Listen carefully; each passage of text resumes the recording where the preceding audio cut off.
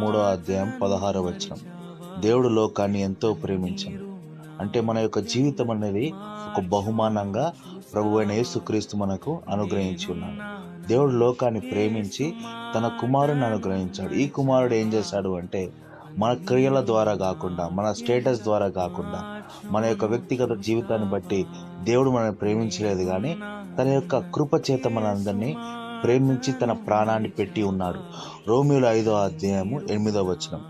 God demonstrated his love towards us while we are still sinners. మనం ఇక్కను పాపులుగా ఉన్నప్పుడే ప్రభువైన యేసుక్రీస్తు మన కొరకు మరణించెను. అంటే దేవుని యొక్క ప్రేమ మనకి ఏ విధంగా అర్థమవుతుందంటే, లోకం మొత్తం మనని ఎగతాళి చేసి చూసిన, లేదంటే లోకం మొత్తం మనని ఒంటరివాడిగా చూసిన, లేదంటే మన వ్యక్తిగత సమస్యలను బట్టి మనము చాలా బలహీనంగా ఉన్నప్పుడు దేవుడు తన బాహును చాపి మనల్ని ఆదరించే దేవుడు, మనకు సహాయం చేసే దేవుడు మన యేసయ్య.